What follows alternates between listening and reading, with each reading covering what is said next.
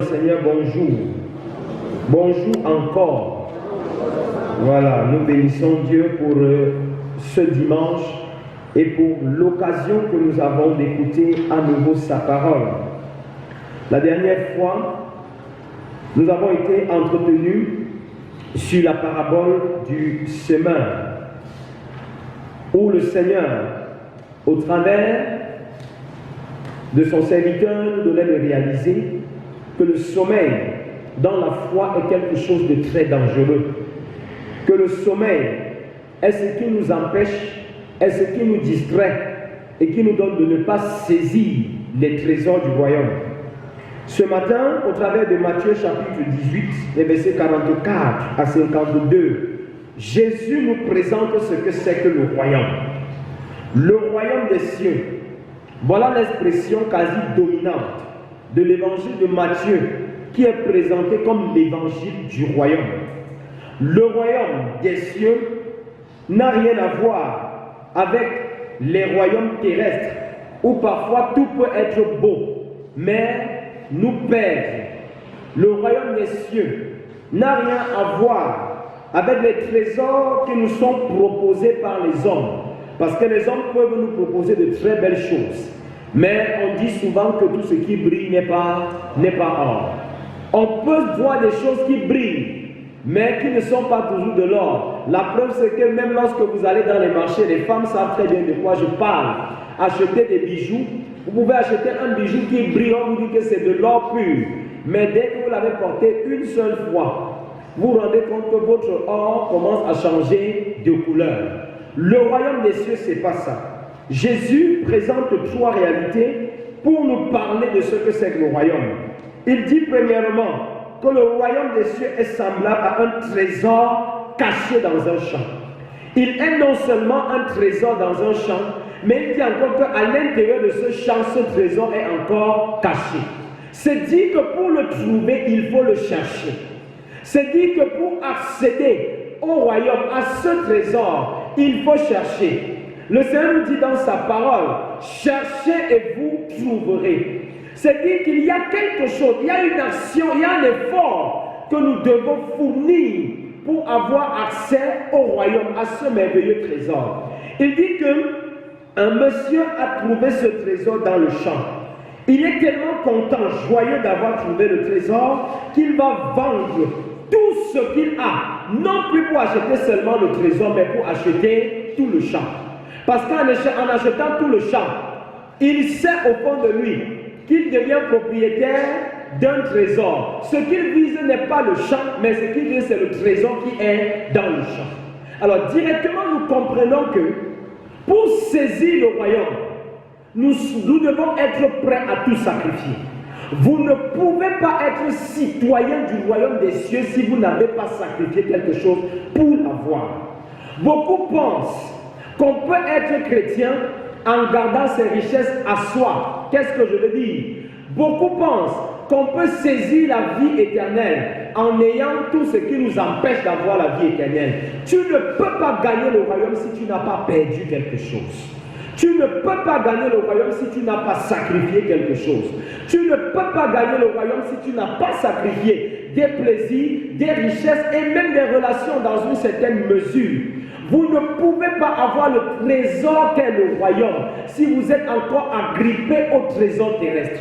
Vous ne pouvez pas avoir le trésor qu'est le royaume si vous êtes encore agrippé à ce qui vous empêche d'avoir ce trésor. Et lorsqu'il parle ici de vendre ce qu'il a pour acheter ce champ, si nous voulons ramener cela à notre réalité à nous, Jésus-Christ a été certainement prêché et c'est lui le merveilleux trésor.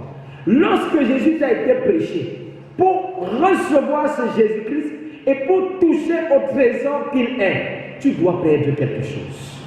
Tu dois sacrifier quelque chose. Il y a même des relations que tu dois sacrifier. Il y a des amis que tu dois sacrifier. Il y a des avantages que tu dois sacrifier. Il y a des relations dont tu dois te séparer catégoriquement.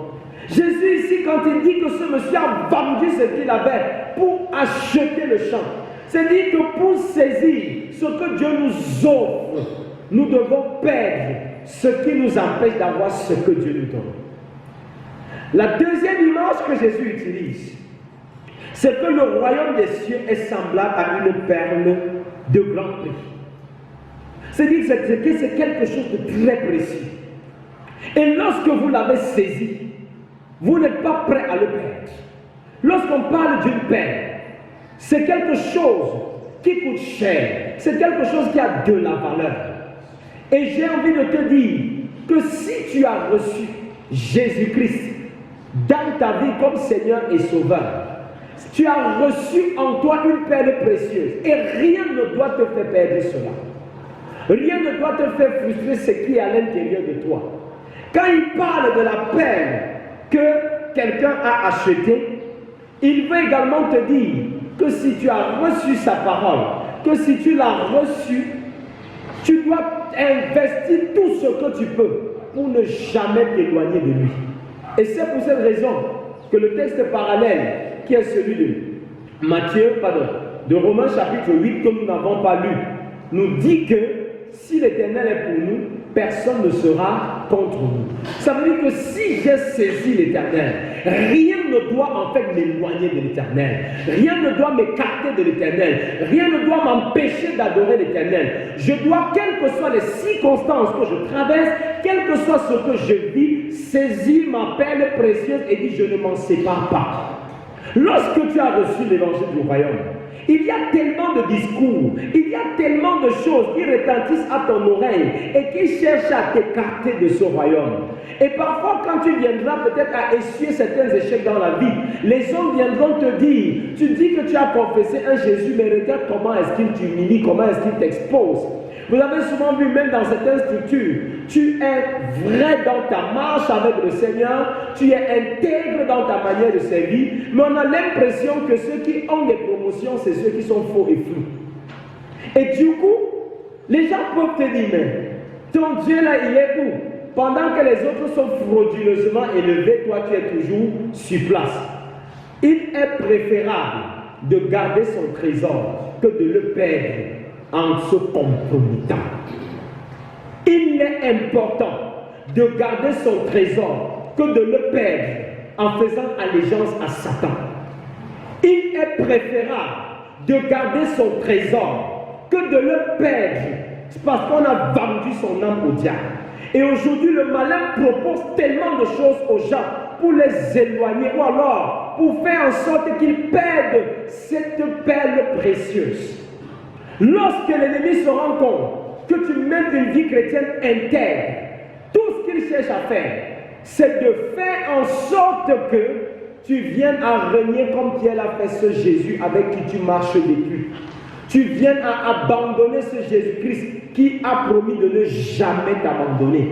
Mais j'ai envie de dire à quelqu'un, quelle que soit la circonstance que tu traverses dans la vie, quel que soit ce que tu connais, quelles que soient les difficultés, quelles que soient les paroles que les gens peuvent proférer à ton endroit, parce que tu as reçu la perle précieuse, n'abandonne jamais. Ne te détourne jamais. Ne laisse jamais Jésus-Christ pour choisir autre chose. Enfin, Jésus prend la troisième image, qui est le filet. Il dit le royaume est semblable à un filet qu'on jette dans la mer. Et rassurez-vous, chaque fois que la parole de Dieu est prêchée, le filet est jeté. Et Jésus dit que le filet, une fois jeté, va ramasser toute espèce, tout ce qui se trouve dans l'eau, n'est-ce pas? Même les cailloux sont dans le filet. Tout est dans le filet. Les coquilles sont dans le filet. Les déchets que les industries ont envoyés dans la mer, ça entre toujours dans le filet. Mais est-ce que c'est tout ce qui est dans le filet que le pécheur ramène chez lui? Non. Il va d'abord à la rive. Qu'est-ce qu'il fait? Il prend la peine de trier. Ce qui ne sert à rien, il met de côté. Il ne ramène au marché ou dans sa maison que ce qui est consommable. Voilà le royaume. Le royaume ici, cette troisième image, représente l'Église tout entière. Et un théologien disait que le corps de Christ est composé de deux parties. L'une qui est bonne et l'autre qui est mauvaise. Dans l'Église, vous avez le bon et vous avez aussi le mauvais. Dans l'Église, le texte, la parabole de l'ivraie nous dit, nous avons le blé et nous avons l'ivraie. Dans l'Église, Puisque c'est le filet, nous avons les bonnes personnes, ceux qui servent le Seigneur. Mais nous avons aussi ce qui ne sert à rien. Et je me dis que même dans l'église du Seigneur, il y en a qui ne servent à rien du tout. Ils sont, comme disent les anglophones, les good for nothing. Pourquoi est-ce qu'ils le sont? Parce qu'ils sont entrés frauduleusement dans le filet. Parce que le filet était jeté, parce que les portes étaient ouvertes, ils ont cru que tout le monde peut avoir accès. Dans l'église, qui est le filet? Il n'y a pas que les bons poissons qui seront gardés, mais il y a aussi les pierres, il y a aussi les coquilles qui ne servent à rien, il y a aussi même les déchets comme j'ai dit tout à l'heure. Et les déchets, c'est ce qui est toxique, c'est ce qui détruit. Donc dans l'église du Seigneur, il n'y a pas que les adorateurs, mais il y a aussi les pourfendeurs de la vérité. Il n'y a pas que ceux qui marchent dans la vérité, mais il y a aussi ceux qui créent les scandales. Dans l'église du Seigneur, il n'y a pas que ceux qui prêchent l'évangile, mais il y a ceux qui intoxiquent. Hier soir, je regardais une scène à la télé. C'était un pasteur dans une église. À un moment donné, il commence à dire à quelqu'un, je veux entrer chez toi. J'entre chez toi, les choses, je me mets là, j'ai regardé avec beaucoup d'attention. J'ai dit, mais où est-ce qu'il veut aller? Et c'est ainsi que, même au niveau du corps ecclésiastique, on a un style de marabout. On a des marabouts qui sont là, qui viennent faire la divination à longueur de journée. Ils vont appeler ça la prophétie. Voilà ce qui est aussi tombé dans le filet. Dans le filet, on a tout. Au milieu des chrétiens, vous allez vous rendre compte que dans le filet, il y en a qui ne viennent pas pour les intérêts du royaume, mais ils viennent plutôt faire en sorte que les fils du royaume abandonnent les idéaux du royaume pour les suivre. Il y en a qui ne viennent pas être des modèles ou bien des instruments qui propulsent les gens vers leur destinée, mais ils viennent plutôt être comme des frères qui vous tirent toujours de l'arrière chaque fois que vous voulez réaliser des exploits avec le Seigneur. Il y en a qui sont aussi là. Je dis bien aussi. Quand je dis il y en a qui sont aussi là, ça veut dire qu'ils ont vu que les autres sont en train d'adorer le Seigneur. Et ils disent, pourquoi est-ce que je ne suis pas aussi appelé protestant ou chrétien? Il ne suffit pas pour toi d'être appelé chrétien, mais tu as le devoir de l'être véritablement. Et pour ceux qui s'entêtent ou qui persistent à être ce qui ne devait pas être dans le filet, le Seigneur Jésus-Christ dit que le pécheur, quand il a fini, qu'est-ce qu'il fait? Il fait le tri. Il met de côté son poisson et il prépare ce qui va aller à la poubelle. Il y en a qui dans l'église sont destinés à la poubelle. Et la poubelle, c'est le feu de la géhenne. La poubelle, c'est l'enfer. L'enfer, ce n'est pas un mythe. Ce n'est pas quelque chose qu'on a inventé pour effrayer les gens. Mais c'est une réalité. Et si le Seigneur Jésus, au travers de presque toutes ces paraboles, revient et dit, il en sera ainsi à la fin. Il veut nous interpeller, nous dire que ce que nous faisons, Dieu connaît. Que nous soyons en train de le faire ouvertement ou en secret, Dieu connaît. Dieu connaît ce que tu es. Il connaît si dans le filet, tu es ce qui sera gardé ou ce qui sera jeté. Et beaucoup se plaisent à être ce qui sera jeté. La parole de Dieu les interpelle, mais ils persistent. Les bien-aimés attirent leur attention, ils persistent. Le Seigneur lui-même, que ce soit par les songes ou bien je ne sais par quel canal, vient à eux, leur parle, mais ils persistent. Pourquoi persister dans ton égarement si la parole de Dieu te dit qu'à la fin, tu seras destiné à la poubelle de Dieu?